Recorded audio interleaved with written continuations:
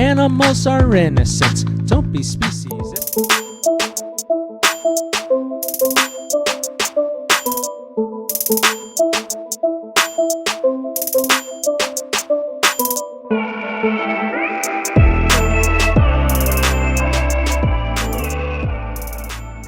So, let's get to another video. So, I haven't seen them in the chat today, and I did promise our good friend Vegeta that I would take a break from Coach Red Pill for a week.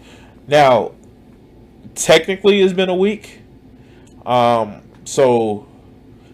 it was last week. So, I think the last time I talked about Coach Red Pill was on our last. Oh no, it was on last Monday. Yeah, so I fulfilled my obligation for a week. Yay!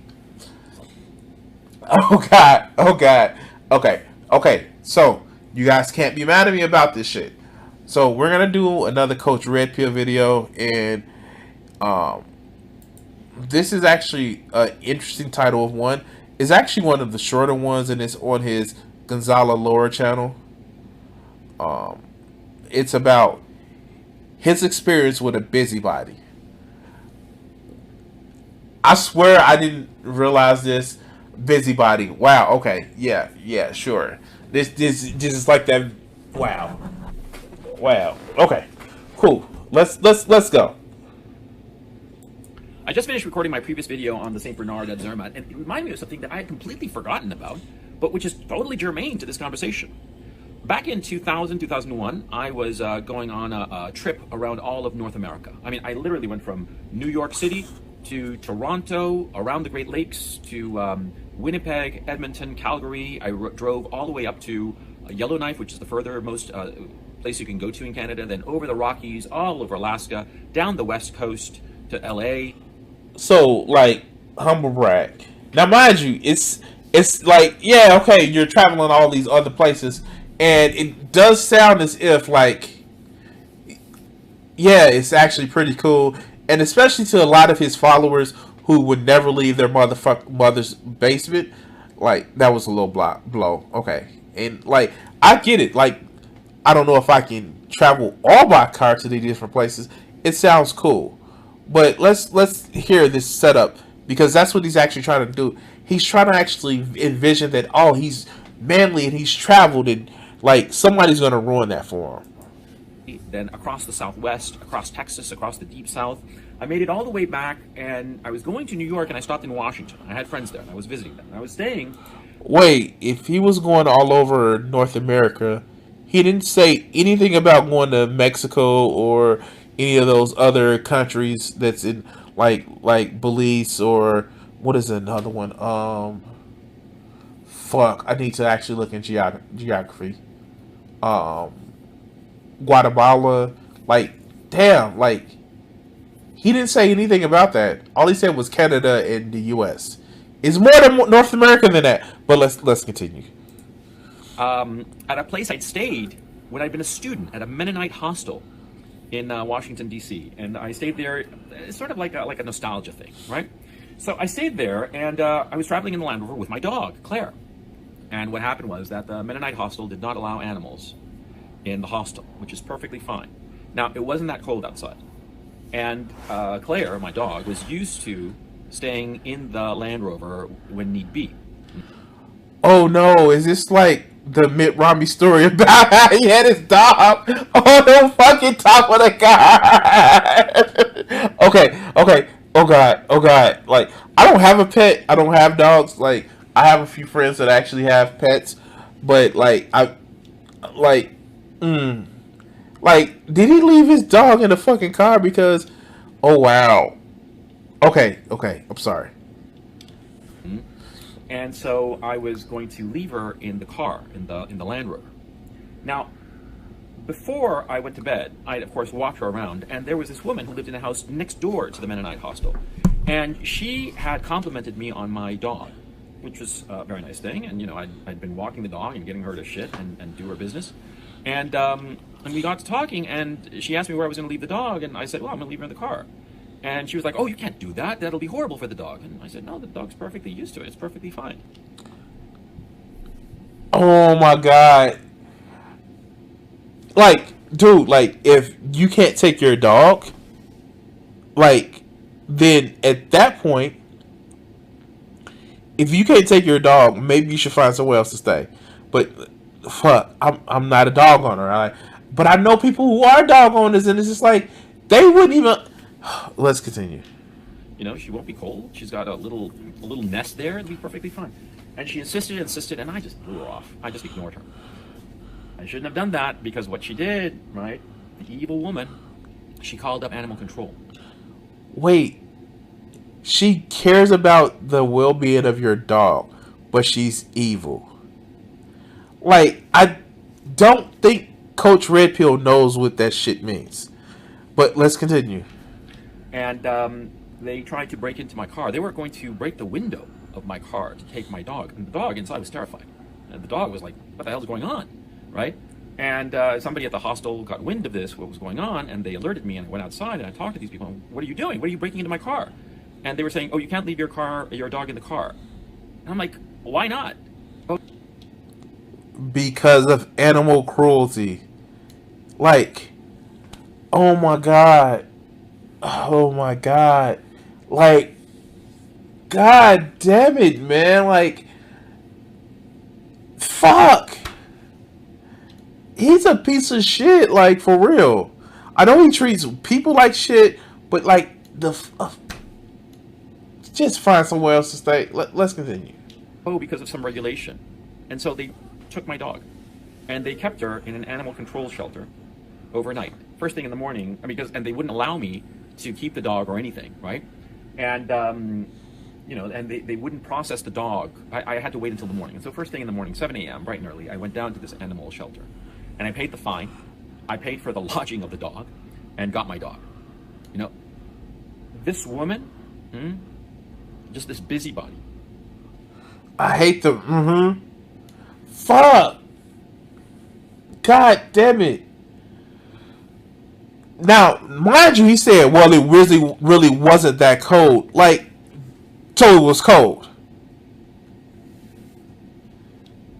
She scared my dog. I mean, my dog was terrified because there's something else, of course. These animal shelters, they keep a dog for a few days, right? But after a few days, they euthanize the dogs. And when I got there, the place was grimy, dirty, horrible, far worse than my car. And was it warm? Was it warm? Was it warm? Was it warm? More to the point, there was a smell of death. I mean, even I could feel it, this vibe, you know, that they were going to kill the dog. Because they did that. They did that with other dogs, and dogs aren't stupid. Dogs can sense stuff. A lot of times they can sense things much better than human beings can. And even I, dumb as I am, could sense. Well, that's one thing that we agree on, Coach. That's one thing we agree on. You know what's sad? This motherfucker has the same first name as Spider-Man's middle name. Yes, Miles Gonzalo Morales, MGM. Fuck, I hate this. But fuck, let's continue. That place was like a death place, a place where they killed animals, killed dogs on the regular. And poor Claire, she was shivering, she was freaking out. As soon as she saw me, she was like crying of happiness. I mean, she was desperate to get out. This dude shouldn't have pets. This dude shouldn't have children. This dude shouldn't have the ability to talk to any other human beings. Yes, you're right, Ziggurat. Fuck, let's continue. Out of there. And she was only there for like a few hours, right? I picked her up at, like I said, like around 7 a.m. I mean, bright and early, as soon as they opened. And I got her out of there, and no problem. But the dog was traumatized by it. She had been sleeping in the car when we had been camping out in Alaska, for instance. You know, it'd been terribly cold there, and she'd been camping out there, no problem. She'd been perfectly fine. When we'd taken this ferry from Anchorage to Juneau, and then another ferry from Juneau to Bellingham, the rules were that she had to stay in the car. Lots of other dogs were staying in their cars, right? And we would periodically be allowed to go down and check up on the dog, and of course feed the dog and get the dog to do its business and whatnot. And she'd been perfectly fine there because she'd sensed that it was okay. She was in the car with the other cars, with the other dogs, and she could hear the other dogs, and she sensed that, oh, this is okay. This is boring and perhaps not terribly comfortable, but it's perfectly fine. Like, he's like, fuck. Like, oh my God, he's just talking about, like, the dog was cold or boring or uncomfortable. Like, You should have brought your fucking. Oh God, I am not an animal person. Like I don't like. I'm not for Peter, but I just I don't think we should have domesticated pets like we do, because like a lot of people use them for like to fill certain needs, and I get it. Like animal companions have always done that, but it's like, and that's it's my personal thing. But like this guy literally sees his dog as a fucking prop. Like, god damn it, man. Like how? But this busybody woman, who, for the sake of quote unquote protecting the poor darling, Oh, this is the time that he fell down and broke his hand. The big strong man fell down and broke his hand, and he couldn't beat off for about 3 weeks. Anyway, fuck. Let's continue. that was an expression. I hadn't thought of it in years. She called my dog the poor darling, and then the poor darling, and you're abusing the poor darling. Poor darling. I love that damn dog, you know, and I had her for 15 years, from the time she was 9 weeks old until the time she passed away when she was 15 back in, when was it? 2014, I think? 2015, early 2015. Yeah. I love that dog. And this evil woman, this evil busybody, Jesus, you know?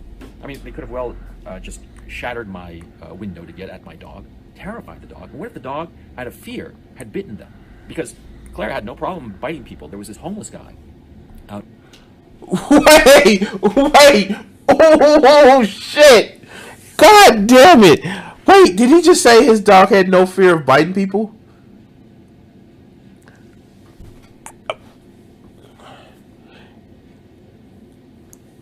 Oh, okay. This story does not sound as if it's going to end well.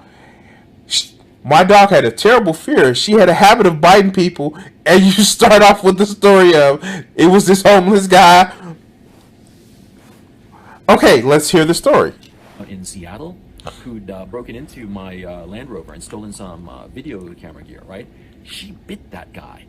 I think she bit him on the throat, okay, because there's so much goddamn blood. And when I came back and I saw all this blood down her mouth and on her chest, I thought, oh my God, what happened to you, right? And she was happy as a clam, right? And I took her to the vet and they washed her off, and the dog was perfectly fine. And the guy, you know, took a little sample of the blood and said, oh, that's human blood. Yeah, and she bit that guy. Is he like he's laughing about, oh, my dog may have casually murdered somebody. Like, what the fuck? Wait.